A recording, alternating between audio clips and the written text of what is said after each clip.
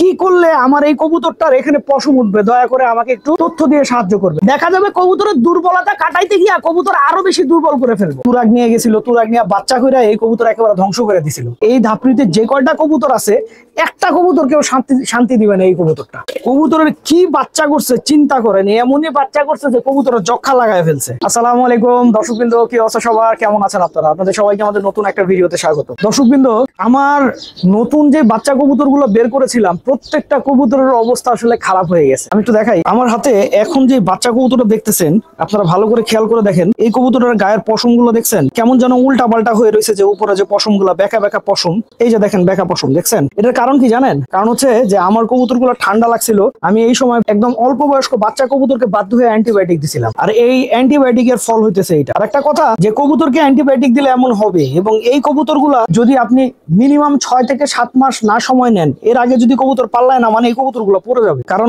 কবুতর গুলোর শরীরে যে নতুন পশম উঠছে, সেই পশম গুলোর পরে যখন আপনার মনে করেন আবার পশম উঠবে, তখন এটা ঠিক হবে। আর একটা আজগবি জিনিস দেখাই, আমি এইটার কোনো কারণ খুঁজে পাইতেছি না। এই ঘটনাটার আমার কাছে কোনো ব্যাখ্যা নাই। আপনারা খেয়াল করে দেখেন, আমাদের এই যে কবুতরটা, ওর গলার এখানে কোনো পশম হইতেছে না, দেখছেন? এটা কিভাবে সম্ভব? একটা কবুতরের গলা কিভাবে সবসময় ছিলা থাকে? এই যে দেখেন, এইটা কিন্তু আমরা বের করার সময় থেকে ওর এখানে পশম নাই। আমরা মনে করছিলাম পরে এটা ঠিক হয়ে যাবে, কিন্তু এখন পর্যন্ত এটা ঠিক হওয়ার কোনো কারণ নাই। ওর সাইড দিয়ে হালকা পাতলা পশম ঠিকই উঠছে, কিন্তু এই গলার এই জায়গায় পশম উঠে নাই। আপনারা দেখি, কিন্তু আমি এই কবুতরের বাচ্চারা যখন ছোট ছিল তখনও দেখাইছি যে এখানে পশম নাই, এখন বড় হয়ে গেছে, এখনো সেম অবস্থা। এইরকম জিনিস আমি কখনো ফেস করি নাই। তো আপনাদের কারো যদি এই ধরনের অভিজ্ঞতা থাকে, অবশ্যই আমাকে একটু জানাবেন। কি করলে আমার এই কবুতরটার এখানে পশম উঠবে, দয়া করে আমাকে একটু তথ্য দিয়ে সাহায্য করবে। তো আমাদের এখন আসলে বিকাল বেলা আমাদের কবুতরের বাচ্চাগুলো ছাড়ার সময়, আমি প্রত্যেকদিন বিকাল বেলায় আমাদের কবুতরের বাচ্চাগুলো বাইরে ছাড়ি, ওদেরকে বাইরে একটু ঘুরতে দেই। কারণ ছোট কবুতরের বাচ্চা যত বাইরে ছাড়া হবে, ওরা ততই শারীরিকভাবে ভালো থাকবে। আর এদেরকে যদি বাইরে না ছাড়া হয়, তাইলে এরা অসুস্থ হয়ে যায়। আমি এদেরকে ছেড়ে দেই। এই মনে করেন 2 কবুতর, এক হচ্ছে বাচ্চা কবুতর, ওই যে দেখেন ছাড়ার সাথে সাথে, গেটটা খোলার সাথে সাথে তারা বের হওয়া শুরু করছে। আর একটা কথা, অল্প বয়স্ক কবুতর যত তাড়াতাড়ি আপনি ছাদে লাগাবেন, আপনার কবুতরের জন্য ততই ভালো হবে। এই ধরনের কবুতর গুলা পাল্লায়ও ভালো করবে, শরীরের ফিটনেসও ভালো থাকবে, এমনকি এদের আপনি যখন জোড়া দিবেন, এদের বাচ্চাও ভালো পাবেন। আমি যদি এখন এখান থেকে সরে যাই, সাথে সাথে দেখবেন রাজশাহীর কবুতর গুলো বের হওয়া শুরু করছে। আমি এই জায়গা থেকে সরে যাই, সেটাই বেটার হবে। আমাদের এই মাদি কবুতরটা আমরা থরের ঘর থেকে বের করছি। থরের ঘর থেকে বের করে খেয়াল করলাম, বের করার অল্প কিছুদিনের মধ্যেই দেখেন কতগুলা নতুন পর একসাথে উঠে গেছে, দেখছেন?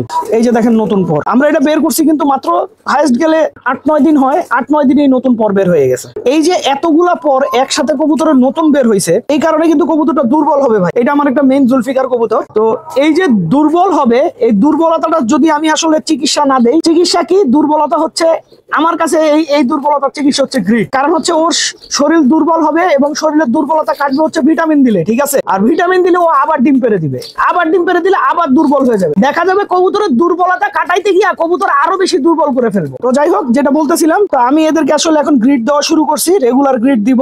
আস্তে আস্তে পুরোনো স্মৃতি মুছে যাচ্ছে কবুতরের গা থেকে। এই যে গেমের সিল গুলা ছিল, এটা ছিল ওদের পুরোনো স্মৃতি। এইভাবেই আসলে পুরোনো স্মৃতিগুলা মুছে যায়, নতুন স্মৃতি সৃষ্টি হয়। আমি জানি না যে সামনের বছর এই কবুতরটা পাল্লায় টিকে থাকবে কিনা, কারণ আমি একটা জিনিস দৃঢ়ভাবে বিশ্বাস করি, সেটা হচ্ছে যে আসলে কবুতর বাসায় টিকে থাকা হচ্ছে নসিবের বিষয়। আপনার বাসার কবুতর যতই ভালো হোক, আপনার নসিবে না থাকলে ও টিকে থাকবে না। যাই হোক, ওকে ছেড়ে দিয়ে যাও।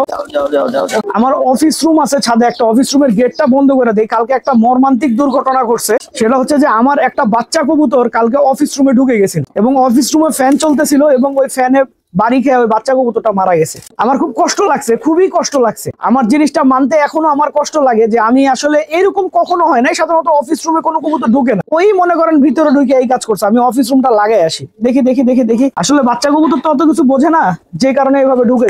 এই যে দেখছেন, গেটটা লাগানোর একটা শব্দ হয়েছে, সাথে সাথে সবগুলা উড়ে গেল। আর আমি সবচেয়ে ভয়ে থাকতেছি হচ্ছে আকাশ তো মেঘলা, বুঝছে? এই মেঘলা আকাশের মধ্যে যদি বাচ্চা কবুতর গুলা যেদিনই যেটা উড়ে সেটা হাইট নিয়ে আনে, তো হাইট নিয়ে যদি কোনো কারণে নামতে না পারে, তাহলে তো বিপদ ভাই। আমাদের এই মাখরা মাদি কবুতরটা ছিল হচ্ছে এই ধাপড়ি।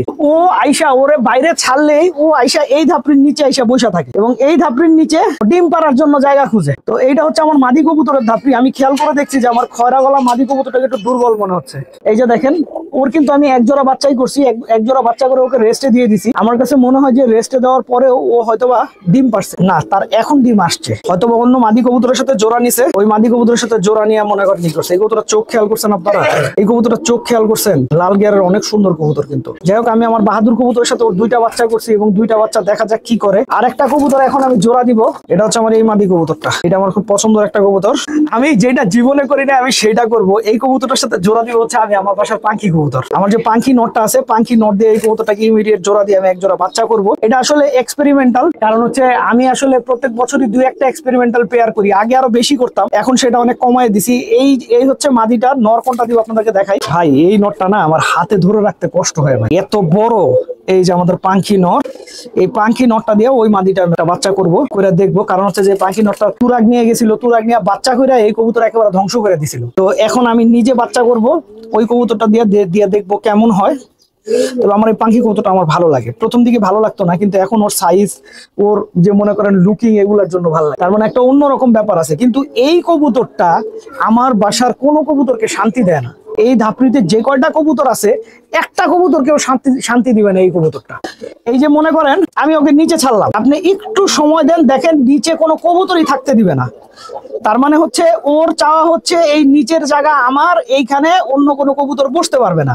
আর পাখি কবুতরটার সাইজটা কিন্তু বিশাল বড় হওয়ার কারণে অন্যান্য কবুতর গুলো ওর সাথে পেরে উঠতে পারে না। তো যাই হোক, আমাকে দেখে মনে হয় সে একটু লজ্জা পাইতেছে, আমি গেলে আবার তার লজ্জা ভেঙে যাবে। আমাদের খয়রাওয়ালা কবুতরটার কি অবস্থা একটু ধরে দেখা দরকার। এই কবুতরটা তো নিয়ে আসলাম যখন এমন দুর্বল ছিল, এখনো দুর্বলতাটা কাটে নাই। কবুতরের কি বাচ্চা করছে চিন্তা করেন, এমনই বাচ্চা করছে যে কবুতরের যক্ষা লাগায় ফেলছে। ওর বাচ্চা করতে আমার সময় লাগবে, বহুত সময় লাগবে। এর ফিটিং এ আনতে বহুত লং টার্ম বিষয়, অনেক লং সময় লাগবে ওরে ফিটিং এ আনতে। ফিটিং এ আনার পরে না আমি বাচ্চা করবো। এইদিকে দেখেন আমাদের বিশাল বড় পায়ে মোজাওয়ালা কবুতরটা সেই চিপায় বসে রয়েছে। ও আমারে দেখলেই খালি চিপা চাপা খোঁজে।